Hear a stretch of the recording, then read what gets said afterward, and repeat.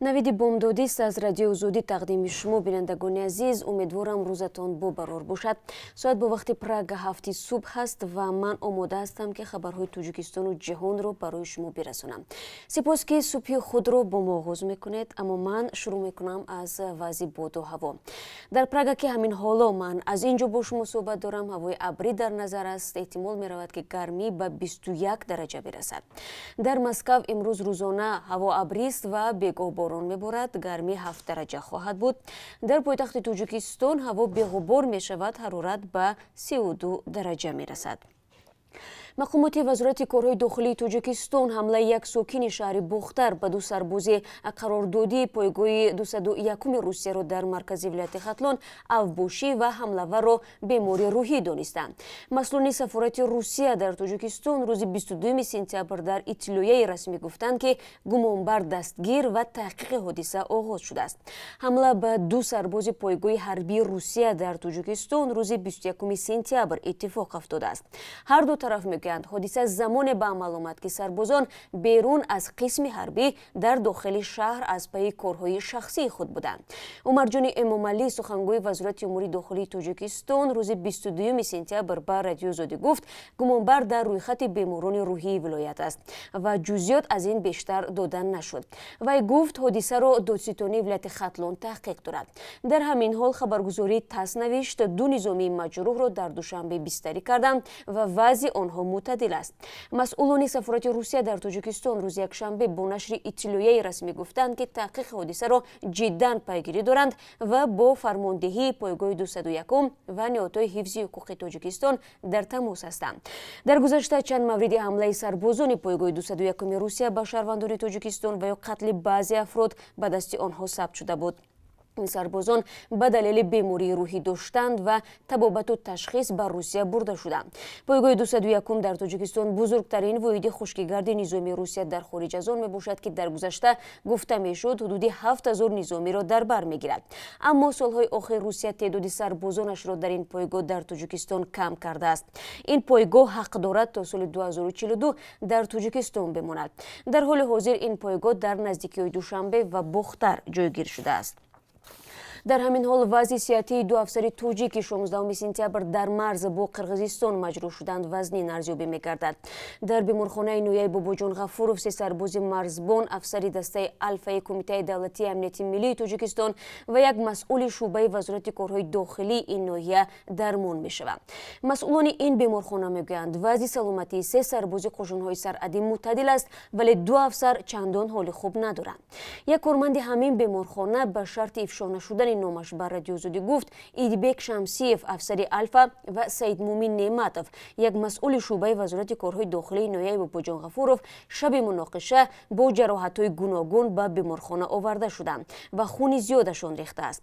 ба гуфтаи ҳамсоҳбати мо, афсари Алфа аз сараш ва корманди пулис аз тарафи чапи пешонияш осеб дидааст. Шоҳрухи Сафархоҷа, Муҳаммад Ашурзода ва Сомон Шодиев, се сарбози марзбон, аз пою даст захмӣ шуданд. ин манбаъ гуфт ки даст сокини оддӣ низ дар ин беморхона табобат мегиранд. бояд гуфт, дар муноқишаи мусаллаҳонаи шаби 16 сентябр дар мазои Тоҷикистону Қирғизистон се марзбони тоҷик ва як афсари қирғиз ҷон бохта аз ду тараф чандин нафар маҷрӯҳ шуданд. мақомоти тоҷик мегӯянд, навореро таҳқиқ доранд ки зоҳиран шароити сахти будубоши шаҳрвандони Тоҷикистон дар як боздоштгоҳи Русияро намоиш медиҳад. дар як наворе ки ҳафтаи гузашта дар шабакаҳои иҷтимоӣ нашр шуд, марде бо навор бардоштани ҳамроҳонаш иддао мекунад ки дар боздоштгоҳи махсус дар Русия ҳастанд. ӯ ҷойи хоб ва шароити зисти муҳоҷиронро нишон медиҳад ва аз раҳбарони Тоҷикистон кӯмак мепурсад. Иброҳим Аҳмадӣ, сухангӯи намояндагии вазорати меҳнат, муҳоҷират ва шуғли аҳолии Тоҷикистон дар Русия ба радиои Озодӣ гуфт, мушкили пайдо кардани боздоштгоҳ дар он аст ки соҳиби навор аз он ном намебарад. дар навор дида мешавад ки муҳоҷирон рӯи фарши бетонӣ ва катҳо ки рахти хоб надоранд нишастанд. ҳар ҳафта даҳҳо шаҳрванди Тоҷикистон бо баҳонаи надоштани санади корӣ дар Русия боздошт мешаванд. то анҷоми тафтиш онҳоро дар боздоштгоҳ нигоҳ медоранд ва баъдан аз Русия ихроҷ мекунанд. дар 5 соли ахир бештар аз 200 000 муҳоҷири тоҷик аз Русия ихроҷ шудааст ва ҳоло ҳаққи сафар ба ин кишварро надоранд. котиби давлатии амрико Майк Помпео рӯзи якшанбе дар шаҳри Нью-Йорк аз мамолики олам даъват кард ки уйғурҳоро ба чин истирдод накунанд. ӯ ёдовар шуд ки ин ақаллият мусулмон дар чин мавриди таъқиб қарор дорад. рӯзи якшанбе Помпео баъд аз мулоқоташ бо вазирони корҳои хориҷии 5 кишвари Осиёи марказӣ Қазоқистон, Қирғизистон, Тоҷикистон, Туркманистон ва Узбекистон гуфт маъракаи мақомоти чинӣ бар зидди уйғурҳои Шинҷон бо терроризм иртибот надорад. ин як кӯшиши аз байн бурдани эътиқод ва фарҳанги мусулмонони ин кишвар аст. Помпео афзуд мо аз тамоми кишварҳо даъват мекунем ки ба тақозоҳои чин дар мавриди истирдоди уйғурҳо муқовимат нишон бидиҳанд. созмони милали муттаҳид мегӯяд тахминан 1 миллион уйғури чин ва дигар қавмҳои мусулмон дар урдугоҳҳои вилояти Шинҷон нигаҳдорӣ мешаванд. чин исрор меварзад ки урдугоҳҳо марказҳои тафреҳӣ буда дар он донишу малака таълим дода мешавад. Помпео ҳамчунон ба сармоягузориҳои чин дар Осиёи марказӣ ишора кард.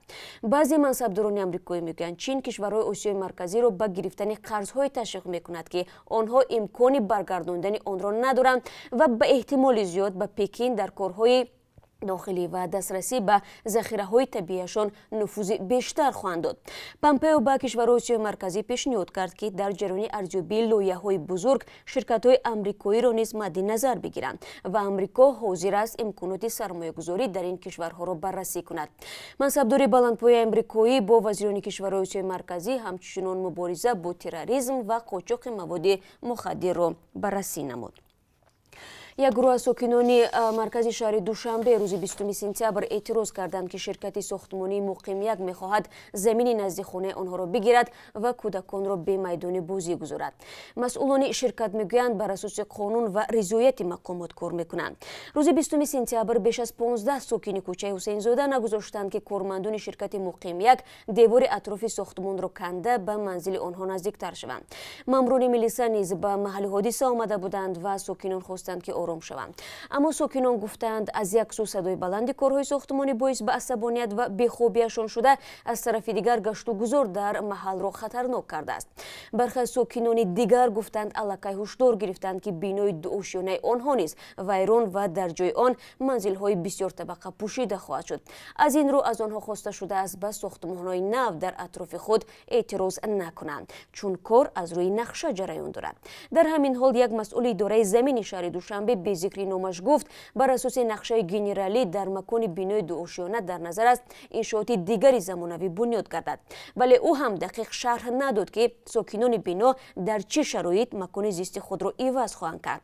дар бинои дуошёна дар кӯчаи Ҳусейнзода 32 оила зиндагӣ мекунанд ва баъзе онҳо гуфтанд ки масъулон пеш аз бунёди биноҳои бузург масъалаи ба манзил таъмин кардани онҳоро бояд ба миён мегузоштанд. бахтиёр Саидов, масъули ширкати Муқим-1 гуфт баъзе аз сокинон арзиши метри мураббаи хонаҳои худро хеле баланд арзёбӣ мекунанд ки имкони пазируфтанаш нест. ҳудуди 30 нафар аз муҳоҷирони тоҷик ки ҳафтаи гузашта барои парвоз бо ютейр аз фурудгоҳи Внуковаи Москав ба Душанбе чипта доштанд ба ҳавопаймо роҳ наёфтанд. масъулини ширкат ба мусофирон гуфтанд дар ҳавопаймо ба онҳо ҷой нарасид. ширкати ютейр мегӯяд мушкили фаннӣ буд ва онро ислоҳ мекунанд. мусофирон мегӯянд бори аввал ба чунин бархурд рӯбарӯ шуданд ва бинобар таъхири сафар нақшаҳояшон барбод рафт, зиёни молӣ диданд ва ба бархеҳо хатари мамнуъулвуруд шуданд ба Русия таҳдид мекунад. масъулони ширкат гуфтанд ба ҷои онҳо муҳоҷироне ки аз хоки Русия ихроҷ шуданд сафар мекунанд. дар идораи ширкати ютейр дар шаҳри Москав гуфтанд гоҳо бинобар пеш омадани мушкили фаннӣ ҳавопаймои хурдтар ба ин самт сафарбар мешавад. аз ин рӯ ба қисме аз мусофирон ҷой намерасад. дар ҳамин ҳол ҳомиёни ҳуқуқи муҳоҷирон мегӯянд ба ҳавопаймо роҳ надодани мусофирони тоҷик ва нақзи ҳуқуқи онҳо аз ҷониби ширкатҳои ҳавопаймоии Русия зуд рух медиҳад. Каримҷон Юруф мегӯяд дар аксар ҳолат мақомоти интизомии Русия муҳоҷироне ки бояд ихроҷ шаванд чанд соат пеш аз парвоз ба фурудгоҳ меоранд ва онҳоро ба ҳавопаймо менишинонанд ки дар натиҷа барои мусофирони дар даст чипта ҷой намерасад. дар миёни шаҳрҳои Русия ва Тоҷикистон аксаран 4 ширкат Тоҷик Эйр ва Сомон Эйр аз Тоҷикистон ва аз Русия Ютейру Уральский авиалинии парвоз анҷом медиҳанд. و یک خبر ورزشی نیز هست. منتخب نورسان تاجیکستان به مرحله نهایی قهرمانی آسیا رو یافت.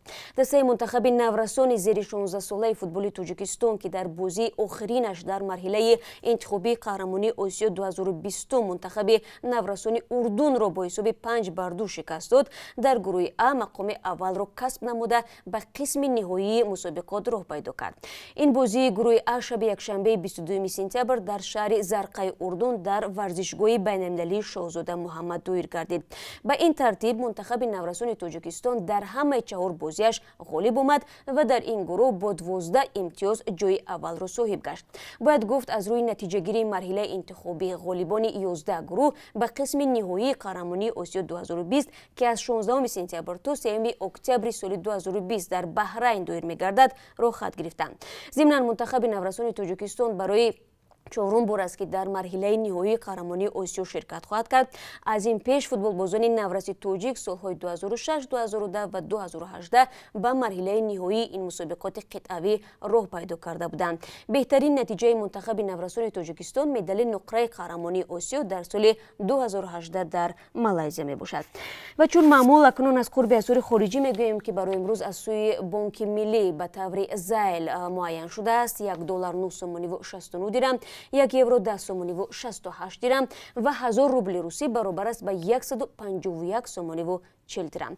تشکر میگویم از همه شما که خبرهای روز رو از ما تماشا کردید. من شما رو در جریان روز باز هم منتظر میشوم. روز خوب داشته باشید و سپاس برای با ما بودنتان.